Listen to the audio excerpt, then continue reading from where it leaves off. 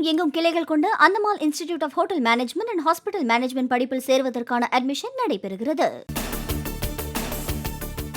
3 நாள் பயணமாக கன்னியாகுமரி வந்தார் பிரதமர் மோடி. பன்னடுக்கு பாதுகாப்பு வளையத்திற்குள் கன்னியாகுமரியை கொண்டு வந்த போலீசார்.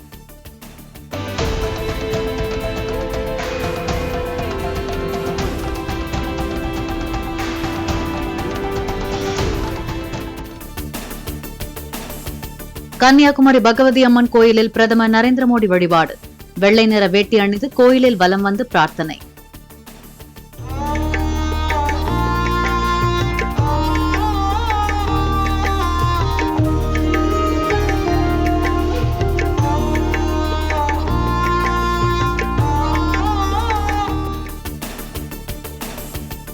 கன்னியாகுமரி விவேகானந்தர் பாறையில் தியானத்தை துவக்கினார் பிரதமர் மோடி. ஜூன் 1ஆம் தேதி வரை தியானம் செய்ய இருப்பதாக தகவல். புதுக்கோட்டை மாவட்டம் திருமயம் சத்தியகிரீஸ்வரர் கோயிலில் வழிபாடு நடத்தினார் உள்துறை அமைச்சர் அமித் ஷா. திருமயம் கோட்டை பைரவர் கோயில் வாசல் முன்பு தேங்காய் உடைத்து பிரார்த்தனை.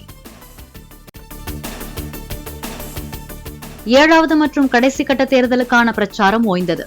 8 மாநிலங்களில் உள்ள 57 தொகுதிகளில் சனிக்கிழமை இறுதிக்கட்ட வாக்குப்பதிவு. அணைய போகும் விளக்கு பிரகாசமாக எரிவது போல் அதிமுகவினர் கடும் விமர்சனங்களை முன்வைப்பதாக அண்ணாமலை கருத்து. ஜூன் 4ஆம் தேதிக்கு பிறகு அதிமுக எங்கு இருக்கும் என்பதை அனைவரும் பார்க்கத்தான் போகிறார்கள் என்றும் பேட்டி. சொல்லுவாங்க இந்த விளக்கு அணையும் பொழுது பிரகாசமாக எரியும் என்று சொல்வார்கள். அதனாலதான் விமர்சனங்கள் ஏன் கடுமையா இருக்குன்னா அந்த விளக்கு அணைய போகுதுன்னு அர்த்தம். ஜூன் 4ஆம் தேதிக்கு பிறகு நீங்கள் இங்க இருக்க போறீங்க, நான் இங்க இருக்க போறேன். ரிசல்ட்டை நீங்களும் பார்க்க போறீங்க, நானும் பார்க்க போறேன். அன்னைக்கு பார்ப்போம் எந்த கட்சி தமிழகத்துல மக்களுடைய மனதை பிடித்திருக்கிறது, எந்த கட்சியினுடைய வளர்ச்சி மிக அதிகமா இருக்கு நீங்க பாப்பீங்க. அதன் பிறகு எல்லாத்துக்கும் தெரியுங்க. கேரளாவில் தென்மேற்கு பருவமழை தொடங்கியிருப்பதாக இந்திய வானிலை ஆய்வு மையம் அறிவிப்பு. இந்த ஆண்டு இயல்பை விட அதிகமான மழைப்பொழிவு இருக்கும் என தகவல்.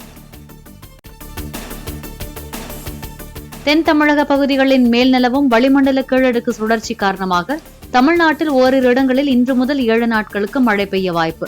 வானிலை மையம் அறிக்கை. சேலம், நாமக்கல், ஈரோடு, கோயம்புத்தூர், தருமபுரி, கிருஷ்ணகிரி, திருச்சி, நீலகிரி, திருப்பத்தூர் ஆகிய மாவட்டங்களில் ஜூன் 1 மற்றும் 2ஆம் தேதிகளில் ஓரிரு இடங்களில் கனமழை பெய்யக்கூடும். வானிலை ஆய்வு மையம் அறிவிப்பு. சென்னை பெருநகர் மற்றும் புறநகர் பகுதிகளில் ஓரிரு இடங்களில் பகல் நேர வெப்பநிலை 105 டிகிரி ஃபாரன்ஹீட் வரை பதிவாகக்கூடும். வானிலை மையம் எச்சரிக்கை. தமிழ்நாட்டில் 16 இடங்களில் சதம் கடந்த வெயில். அதிகபட்சமாக திருத்தணியில் 108.5 டிகிரி ஃபாரன்ஹீட்டும், மீனம்பாக்கத்தில் 107 டிகிரி ஃபாரன்ஹீட்டுமாக வெப்பம் பதிவு. கேரளாவில் கோட்டயம் மாவட்டத்தில் பல இடங்களில் காற்றுடன் கனமழை. எர்ணாகுளம், திருவனந்தபுரம், ஆலப்புழா உள்ளிட்ட மாவட்டங்களிலும் பரவலாக மழை. செல்போனில் பேசியபடி கார் ஓட்டிய வழக்கில் கைதான யூடியூபர் TTF வாசனுக்கு ஜாமீன். இதுபோன்ற செயல்களில் இனி ஈடுபட மாட்டேன் என வீடியோ வெளியிடுமாறு மதுரை நீதிமன்றம் உத்தரவு. தன் மீது வேண்டுமென்றே பொய் வழக்கு பதிவு செய்யப்பட்டுள்ளதாக TTF வாசன் குமுறல். மதுரை மாவட்ட நீதிமன்றத்தில் ஆஜர்படுத்த அழைத்து வந்தபோது போலீசார் முன்னிலையில் முழக்கம். ட்ரங்க் அண்ட் ரைட் பண்ணிட்டு வந்த எல்லாருக்குமே ட்ரங்க் அண்ட் ரைட் பண்ணிட்டு வந்த கேஸ் தான். ஆனா போன் காதுல வச்சு பேசலையே, நான் ஸ்பீக்கர்ல தானே வச்சு பேசினேன்.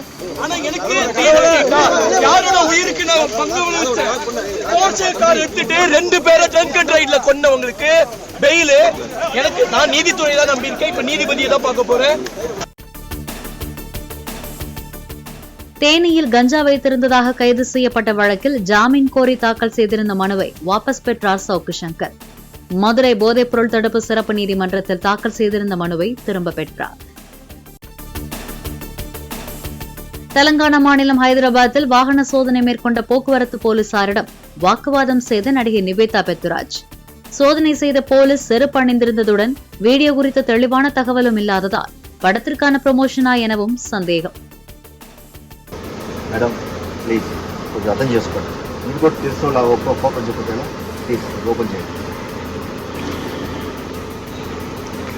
ఓపెన్ చేయమంటే అటు ఇటు చూస్తాను మేడం ప్లీజ్. பிரதமர் கோயிலுக்கு போவதும் தியானம் செய்வதும் எப்படி தேர்தல் விதிமுறை மீறலாகும் என மத்திய இணையமைச்சர் எல் முருகன் கேள்வி. எதிர்க்கட்சிகள் தோல்வி பயத்தில் பிரதமர் வருகை குறித்து புகார் அளித்துள்ளதாகவும் பேட்டி. சிவகங்கை அருகே கொல்லங்குடியில் ரேஷன் அட்டைதாரர்களிடம் ₹2 பெற்றுக்கொண்டு 50 மில்லி லிட்டர் மண்ணெண்ணெய் விநியோகம். 950 ரேஷன் அட்டைகள் உள்ள கடைக்கு வெறும் 38 லிட்டர் மண்ணெண்ணெய் மட்டுமே ஒதுக்கீடு செய்யப்பட்டதால் பிரித்து வழங்கப்பட்டதாக தகவல். வெப்பவாதத்தால் பாதிக்கப்பட்டு டெல்லி மருத்துவமனையில் சிகிச்சை பெற்று வந்த பீகாரைச் சேர்ந்தவர் உயிரிழப்பு. மின்விசிறி கூட இல்லாத அறையில் வசித்து வந்த நபர் 107 டிகிரி ஃபாரன்ஹீட் காய்ச்சலுடன் சிகிச்சைக்கு அழைத்து வரப்பட்டதாக மருத்துவர்கள் தகவல். அமெரிக்காவில் நடைபெறும் இந்தியா பாகிஸ்தான் இடையிலான T20 உலகக்கோப்பை கிரிக்கெட் போட்டிக்கு பாதுகாப்பு அதிகரிப்பு.